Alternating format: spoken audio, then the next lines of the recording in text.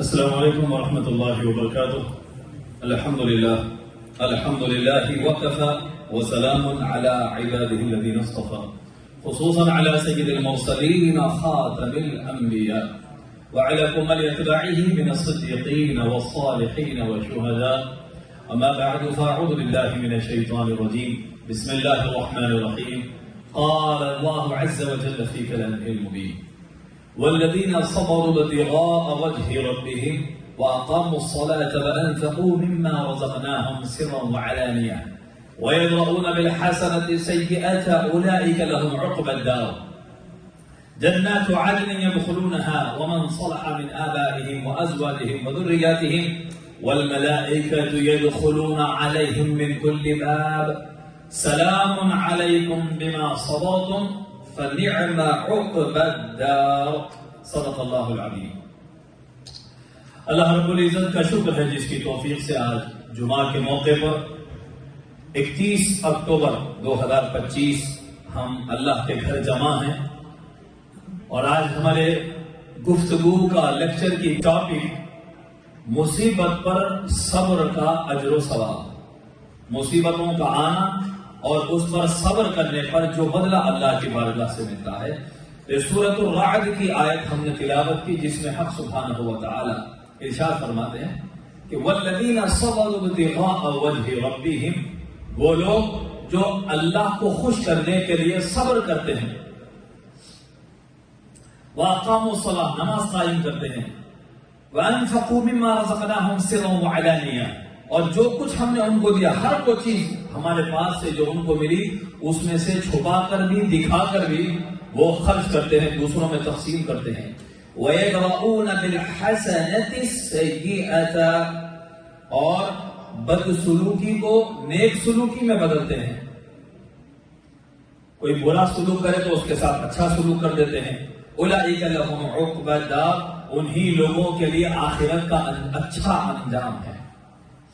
ان کے لیے جنتیں ہیں، باغات ہیں جس کے نیچے سے نہریں بہتی ہے، اور وہ اس جنت میں داخل ہوں گے. یہ بندے جو صبر والے بندے ہیں، مصیبتوں پر، اطاعت پر، اللہ کے حکم کی تعمیل میں جو صبر کرنے والے ہیں، یہ جنت میں جب داخل ہوں گے تو ان کے ساتھ ان کے باپ دادا، ان کے خاندان والے، ان کے جوڑے، ان کی اولاد، یہ سب جو نیک لوگ ہیں ان کے خاندان کے، وہ بھی ان کے ساتھ جنت میں انٹر ہوں گے. اور فرشتے ان پر وزٹ کریں گے، ان کے گھروں میں آ کے ہر طرف سے فرشتے آ کے ان سے ملاقات کریں گے، کہیں گے سلام علیکم بما صبرتم، تم پر سلامتی ہو جو اللہ کی خاطر تم نے صبر کا مظاہرہ کیا، صبر میں تم جو ثابت قدم رہے، تم پر سلامتی ہو.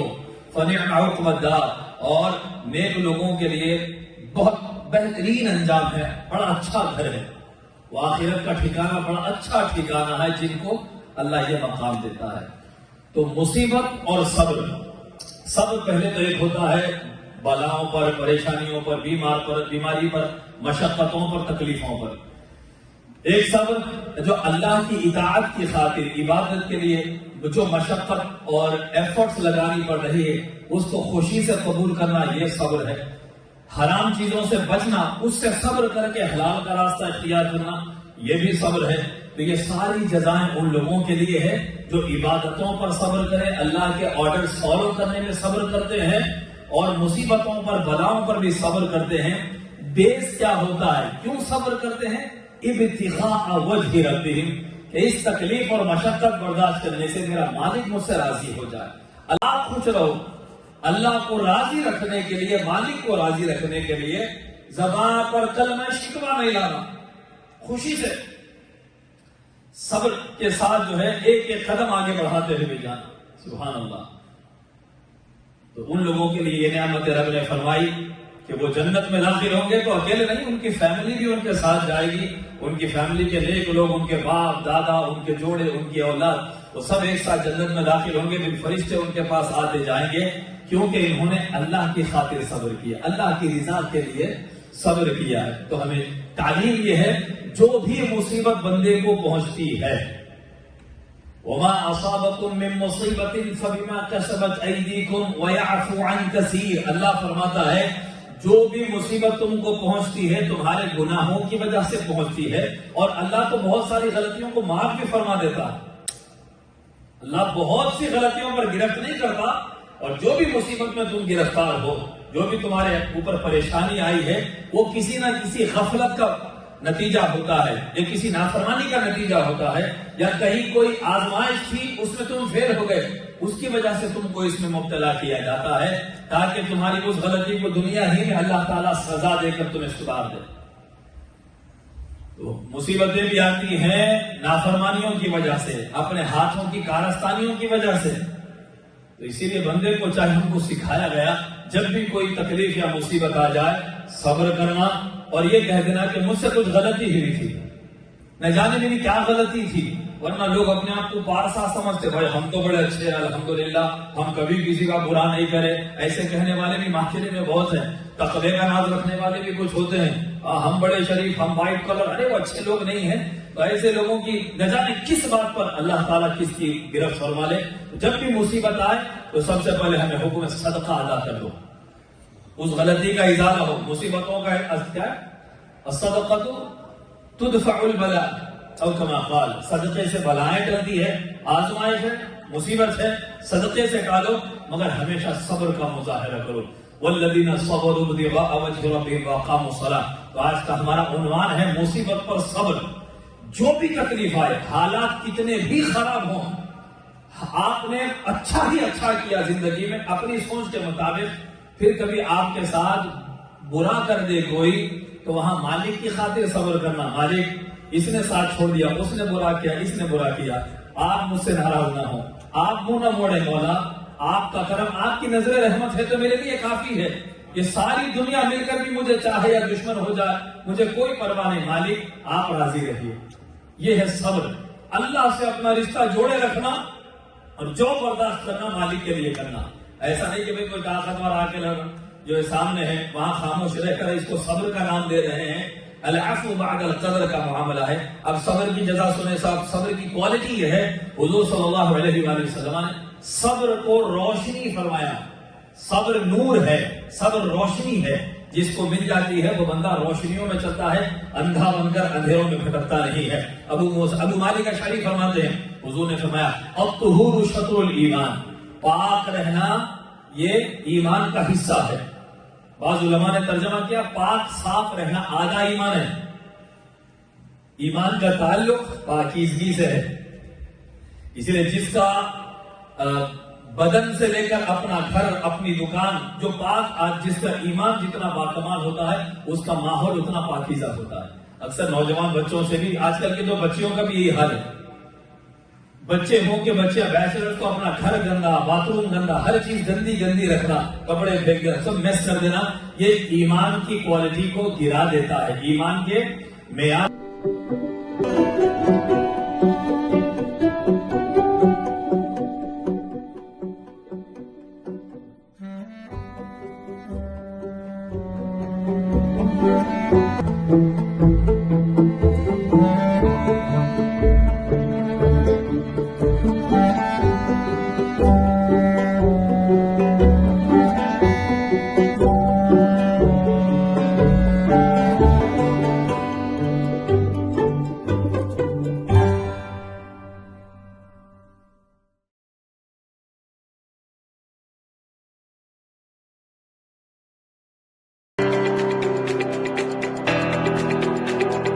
Help Sehan Vital Fusion, a 501c3, promoting sports, entertainment, health, arts and nutrition in the underserved youth of Pakistan. www.sehanvitalfusion.org. Donate via Zelle. پاک صاف رہو کیونکہ اسلام صاف ستھرا مذہب ہے۔ الطہور شطر الایمان والحمدللہ تملأ المیزان، اور الحمدللہ اللہ کا شکر ادا کرنے کا یہ کلمہ قیامت میں میزان عمل کو بھر دیتا ہے۔ وسبحان اللہ والحمدللہ تملأ او تملأ ما بین السماء والارض، اور سبحان اللہ الحمدللہ کہنا زمین سے آسمان تک کی پورے اسپیس کو فل کر دیتا ہے۔ سبحان اللہ۔ والصلاة نور، نماز نور ہے۔ والصدقۃ برہان، صدقہ برہان ہے۔ والصبر ضیاء، اور صبر روشنی ہے. حضور فرماتے ہیں کہ صبر روشنی ہے، اور فرمایا والقرآن حجۃ لک او علیک کل الناس یغدو فبائع نفسہ فمعتقها او موبقها. آگے پھر قرآن اور نیکی اور گناہوں کا ذکر ہے. ہمارا جو مقصد ہے، ہماری جو ٹاپک ہے وہ صبر پر ہے. حضور نے فرمایا صبر ضیاء ہے، صبر روشنی ہے، صبر ضیاء ہے، صبر روشنی ہے. سبحان اللہ. تو جس بندے مومن کو صبر کی دولت مل گئی، سن لیجیے صاحب، پیشنس آپ کو بھی سکھایا گیا اسکولز میں، مدرسوں میں، اساتذہ سے، بڑوں سے، مگر پریکٹیکل جن بندے کی مزاج میں، طبیعت میں صبر آ گیا وہ بڑا آدمی ہو گیا. جس میں صبر ہوتا ہے وہ آدمی بڑا ہوتا ہے. صبر سے آخرت کا اجر و ثواب بھی ملتا ہے، اور دنیا میں بھی صبر سے بڑے فائدے ہوتے ہیں. دنیاوی معاملات بھی صبر سے، آسانیوں سے بندہ ترقی کرتا رہتا ہے. جس بندے کو صبر مل گیا وہ بندے کو روشنی مل گئی. اب آئیے صاحب، مصیبتیں، آزمائشیں اور اس پر صبر، یہ حدیث پاک ابن ماجہ ترمذی کی ہے. حضور صلی اللہ علیہ وسلم سے کسی نے پوچھا ایّ الناس اشد بلاء، یا رسول اللہ سب سے زیادہ مصیبتیں کون سی کیٹیگری والوں پر آتی ہیں؟ سن لیجئے صاحب، آرام سے زندگی گزارنے والوں، اپنی زندگیاں کھنگال کے دیکھ لو کتنا آرام دیا ہے مولا نے، کتنا سکون سے آج تک آپ اور ہم چین کی سانس لے رہے ہیں. کیا کبھی کوئی رات ہم بھوکے سوئے ہیں؟ کوئی دن ہمارا مشقتوں میں تو دیکھ لیجیے مالک نے کیا کیا نعمتیں دی ہے اور ہم کیا شکر ادا کر رہے ہیں. جب حضور سے کسی نے پوچھا یا رسول اللہ سب سے زیادہ مصیبتیں بلائیں کن پر آتی ہیں؟ میرے آقا نے کہا الانبیاء، اللہ کے نبیوں پر سب سے زیادہ مصیبتیں آتی ہیں. اللہ، پتا چلا جو اللہ کے جتنا قریب ہوتا ہے اتنا ہی زیادہ ان پر مشقتیں، بلائیں، مصیبتیں ڈالی جاتی ہیں. اللہ کے قریب ہونے کا مطلب اسٹرگل، ایفرٹس اور صبر پیدا ہونا. یہ کیوں کیا جاتا ہے؟ کہ اللہ تعالیٰ معاذاللہ محبت نہیں فرماتا. اللہ جن سے محبت کرتا ہے ان کو مصیبتوں کی بھٹی میں جلا کر سونے کی طرح پاک کر کے نکالتا ہے. جو ماں باپ بچوں سے محبت کرتے ہیں وہ سونا چاہے گا اٹھا کر اس کو اسکول بھیجتے ہیں، اس کے لیے مصیبت ہے. وہ سب گھر میں بڑے سو رہے، صبح 7 بجے اٹھا کر اسے بھیج رہے ہیں، یہ اس کے مصیبت اور مشقت ہے بچے کے لیے. لیکن یہ ماں باپ کا پیار ہے، اس پر مشقتیں ڈال کر، اس پر بوجھ ڈال کر تعلیم سے سرفراز کر رہے ہیں. اللہ کے جو جتنا قریب ہوتا ہے زندگی ان کی اتنی آرام کی نہیں ہوتی. دنیا دار غفلتوں کی نیند جو جی میں کھا رہی، اللہ کو یاد نہیں کر رہی. اور انبیاء کا حال یہ ہے، ایک لمحہ بھی اللہ کو بھلا دیا تو کئی دنوں کی سزا میں مبتلا کیا جا رہا ہے. انبیاء پر سب سے بڑی مشقتیں آئی ہیں. پھر اس کے بعد فرمایا ثم الامثل فالامثل، پھر اس کے بعد کیٹیگری وائز، درجہ بدرجہ امتحان، بلائیں، مصیبتیں آتی ہیں. اللہ اکبر. فرمایا کہ یبتلی الناس علی قدر دینہم، آدمی اپنی دینداری کے لیول سے ٹیسٹ کیا جاتا ہے. مصیبتیں، بلائیں، جس کا دین کا جتنا معیار ہوتا ہے اتنی آزمائشیں آتی ہے. فمن سخن دینہ اشتد بلاؤہ، جس کا دین اور ایمان مضبوط ہوتا ہے اللہ اس پہ آزمائشیں بھی مضبوط ڈالتا ہے. ومن ضعف دینہ ضعف بلاؤہ، جس کا ایمان کمزور ہوتا ہے اس پر آزمائشیں بھی کمزور چھوٹی چھوٹی آتی ہیں. وَإِنَّ الرَّجُلَ لَيُصِيبُهُ الْبَلَاءُ حَتَّى يَمْشِي فِي النَّاسِ مَا عَلَيْهِ خَطِيئَتُهُ. فرماتے ہیں سرکار مدینہ، آدمی کو اللہ آزماتا، مصیبتوں میں ڈالتا رہتا ہے، اور وہ صبر کر کے مصیبتوں سے گزرتے گزرتے یہ مقام آ جاتا ہے کہ اس پر کوئی گناہ نہیں رہتا. اللہ گناہوں کو معاف فرما دیتا ہے. مصیبتوں کے ذریعے گناہوں کی بخشش ہوتی ہے. مصیبتوں پر صبر کے ذریعے اللہ درجے بلند فرماتا ہے.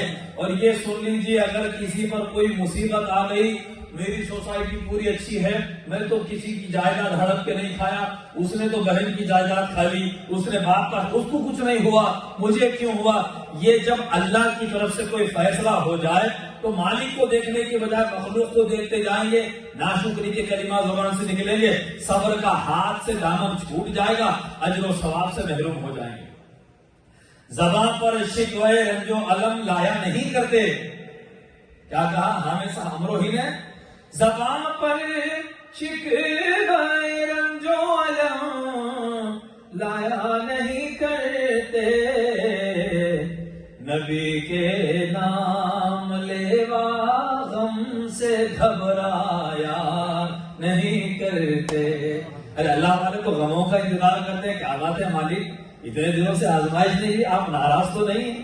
کیا بات ہے، دنیا میں مجھے مگن کر دیا ہے، میں دنیا کے گلے لگتا جا رہا ہوں، دنیا کے پیر پڑتا جا رہا ہوں، شیطانی زندگی گزار رہا ہوں۔